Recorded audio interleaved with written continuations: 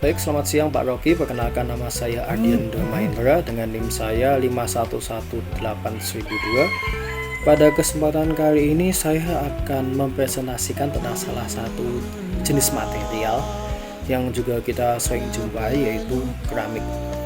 Mungkin kalau kita bicara tentang keramik itu lebih baca kayak lantai, ubin, itu keramik. Tapi apakah keramik itu cuma sebatas ubin atau lantai ini, atau ada banyak lagi? Jadi sebenarnya ada banyak, dan di sini akan saya coba bahas sedikit. Oke, pertama tentang pengertian keramik. Jadi keramik ini material yang bisa dibilang di tengah-tengah antara logam dengan juga yang non logam. Jadi dia itu memiliki komposisi logam, semi logam, dan juga non logam di dalamnya. Berasal dari bahasa Yunani yaitu keramos, yang artinya patan yang terbuat dari tanah liat yang dibakar. Jadi kan kita tahu biasanya orang bilang buat keramik caranya gimana, tanah liat ambil, bentuk, bakar, terus akhirnya jadi keramik. Ya itu salah satu juga metode pembuatan keramik yang tradisional, dan itu jadi asal muasal kata keramos ini yang menjadi lanjutannya menjadi keramik. Keramik penting sebagai material teknik karena mudah dijumpai di alam. Ya, contohnya quartz itu juga adalah salah satu keramik juga yang mudah dijumpai di alam. Sifat fisiknya sangat berbeda dibanding dengan logam. Struktur kristal keramik terdiri dari berbagai ukuran atom yang berbeda atau minimal terdiri dari dua jenis unsur, merupakan salah satu yang paling kompleks dari semua struktur bahan.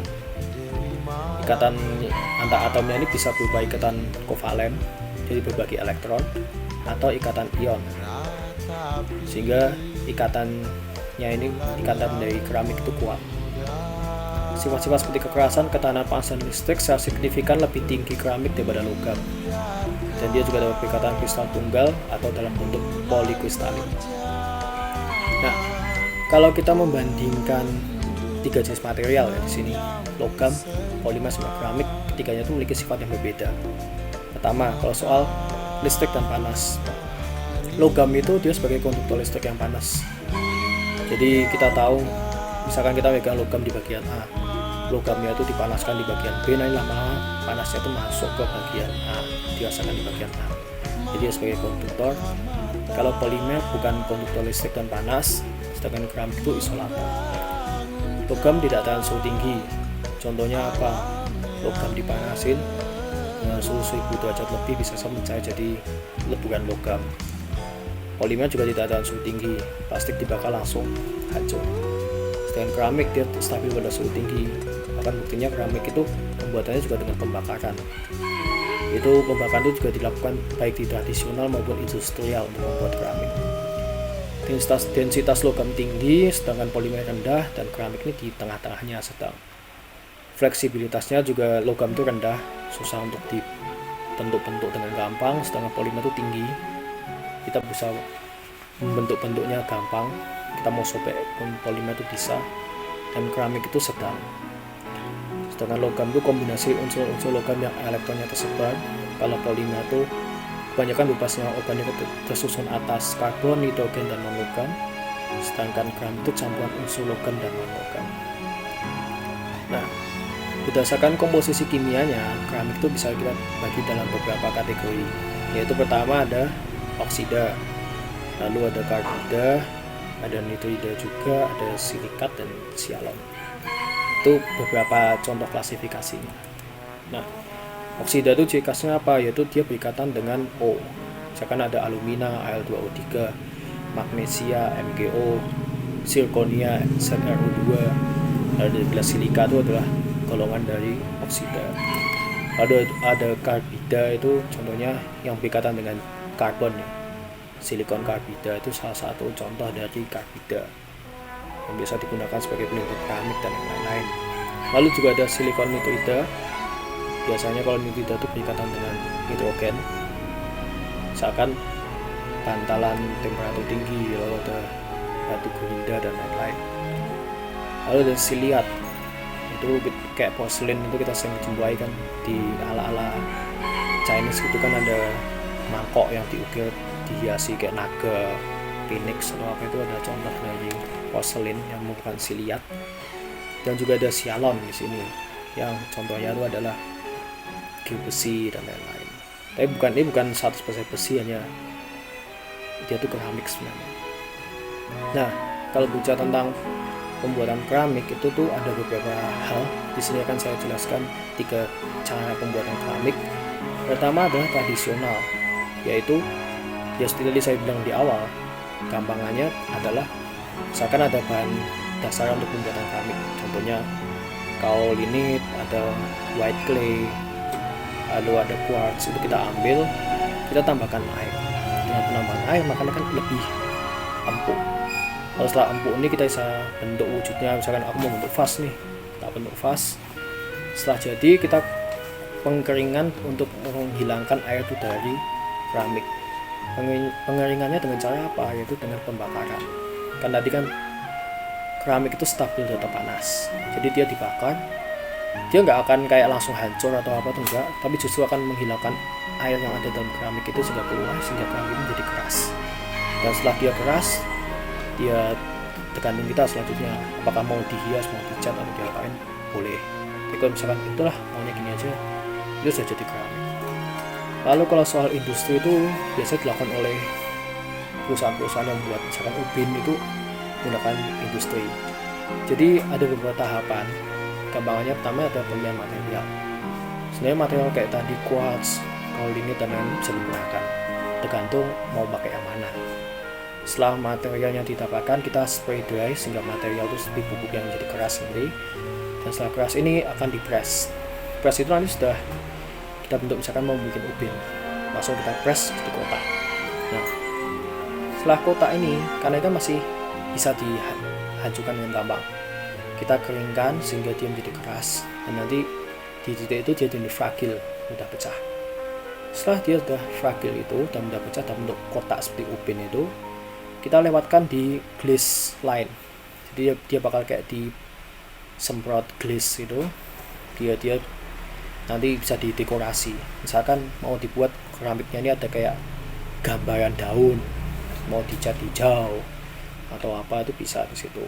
Nanti setelah itu bakal masuk ke dekorasi penghiasan. Biasanya menggunakan digital ink. Jadi nanti misalkan kita mau warnanya kombinasi coklat dengan hijau, lalu ada kayak motif-motif daun, bisa nanti langsung disemprotkan di situ, dilewatkan ke bagian dekorasi, maka akan membentuk gambaran itu di permukaan keramik. Jika sudah, akan dilakukan firing atau pemanasan selama 45-60 menit dengan suhu sekitar 1100 derajat Celcius hingga 1200 derajat Celcius. Fungsinya juga apa ya? Untuk menghilangkan sisa-sisa air yang ada dalam keramik itu, sehingga keramik itu jadi kuat dan lebih siap untuk digunakan.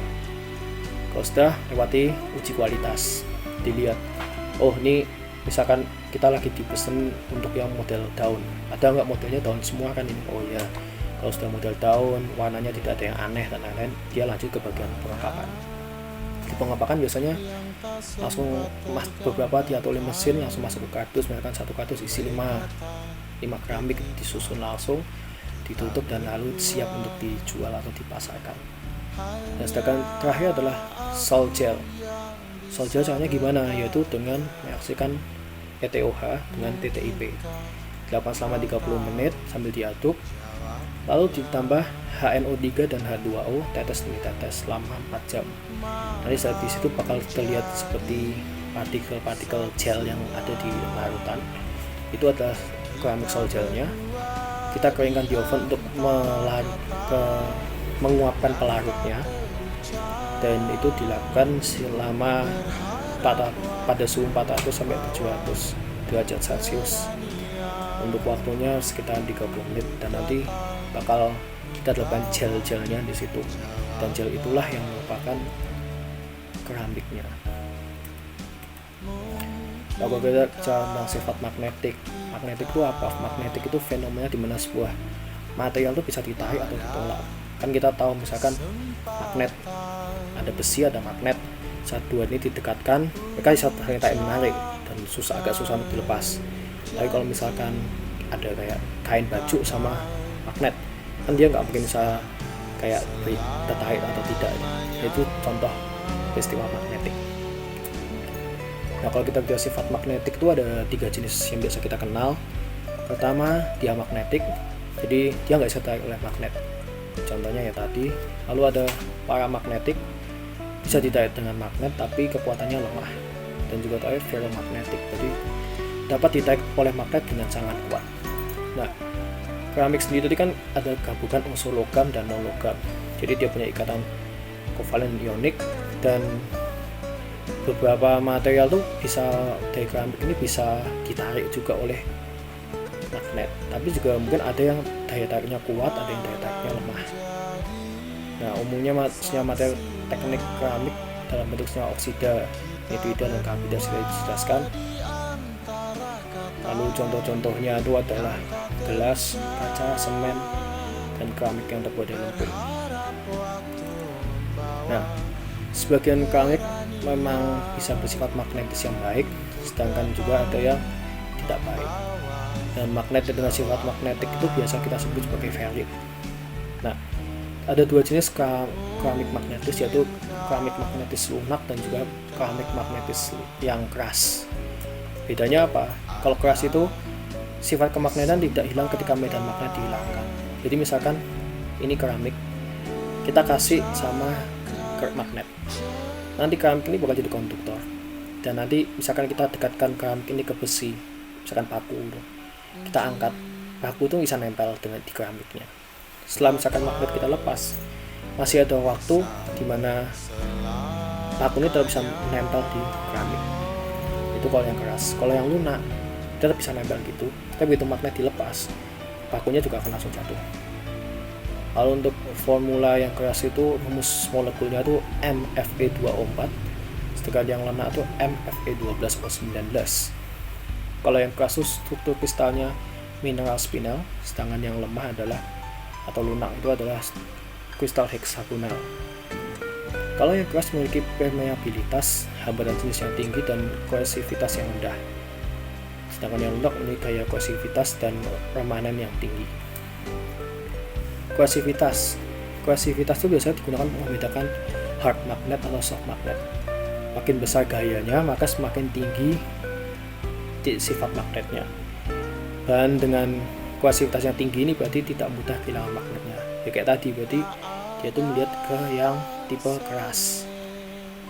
Keramik kasih magnet cabut, dia tetap punya sifat magnetik di dalam dirinya. Remanen atau keterlambatan. Remanen adalah sisa medan magnet dalam proses magnetisasi pada saat medan magnet dihilangkan, atau terjadi pada saat intensitas medan magnetik berharga 0 dan medan magnet menunjukkan harga tertentu.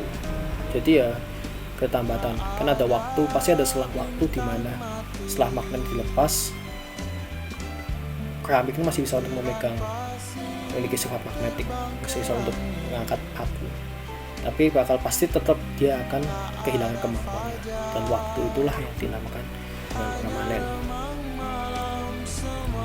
Saturasi magnetisasi adalah keadaan di mana terjadi kejenuhan. Nilai medan magnet B akan selalu konstan walaupun medan eksternal H dinaikkan terus. Maksudnya apa?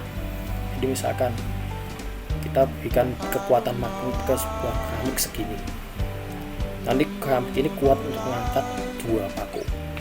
Kita naikkan lagi kekuatan magnetnya, dia kuat mengangkat 4 paku. Tapi ada satu titik di mana kita naikkan kekuatan magnetnya sampai berkali-kali lipat, ya sudah keramik ini cuma bisa sampai ke angkat misalkan 10 paku maksimalnya. Itu adalah saturasi magnetisasi.